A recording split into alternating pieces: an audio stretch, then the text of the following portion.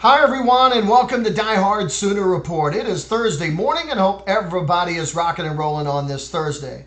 Well, I want to apologize. I kind of dropped the ball for all you softball fans on, the complete team as I'm going over what I think will happen in 219 and 220.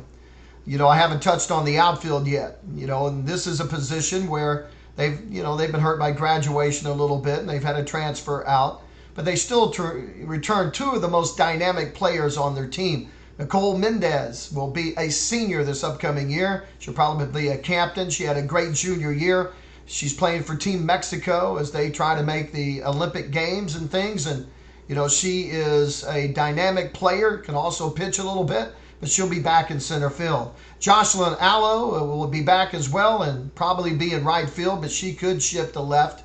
The slugger will hit in the middle of the lineup, one of the top hitters in collegiate softball, and she'll be a tremendous player moving forward. Those two kind of lead the way on the outfield, especially with Schultz graduating. Grace Green, I can see maybe she moves over there. Maybe Sammy Skelly can play in the outfield a little bit, even though she looks like a corner infielder at best. So, in the recruiting game is where Oklahoma's really, signed a couple of players that could help out in the recruiting game as well. Riley Boone out of Tulsa, Oklahoma, speed player, a slapper. She can really run, steal bases, tremendous speed, tremendous defensive player. Hit .514 at Owasso with 56 hits, 45 runs, 24 RBIs, 15 stolen bases. She played great in summer ball, rated as the number 59 player in Flo's softball.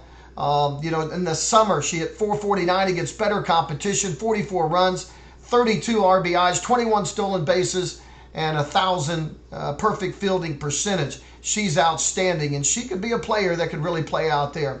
Alicia Flores supposedly has Allo-type power. Aliyah Flores' little sister, even though she's a lot bigger than Aliyah, who I think is going to settle in at second or third base. She's got tremendous power. So she certainly will be a candidate if she comes to this level and continues to hit at the level that she was hitting at and shows she can hit talented top D1 pitching. She could certainly be a player that breaks into the starting lineup as a freshman. So the Sooners don't have a great deal of depth, but I think they have versatility that players can move out there. I don't know, why one of the catchers, Kinsey Hansen or Elam could probably move out there and play a little bit. I think Lindsey Elam could play in the outfield a little bit. But when you have a couple of anchors like Allo and Mendez, you're pretty good out there. Now it's just a matter of, finding another piece or two that can play out there.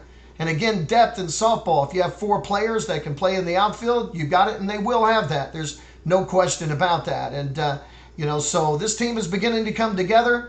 It's going to be a pleasure to watch Mendez in her final year. She's been a great player. And of course, Allo has been so good and really had a great second half last year. And it's going to be fun to watch how she continues to develop as a hitter and one of the elite hitters in softball today. Thanks for listening to Die Hard Sooner Report. I hope you're having a great Thursday. Spread the word about DSR, please, to all your Sooner family and friends out there and all the social networks. When you see something about Die Hard Sooner Report, please like it. Please brag on it. I would appreciate it. That's one way we can help build the site. And boy, that would be really fun to have a bunch of people talking OU sports all the time. Thanks again for listening to Die Hard Sooner Report. Have a great Thursday. God bless. And Boomer Sooner, everybody.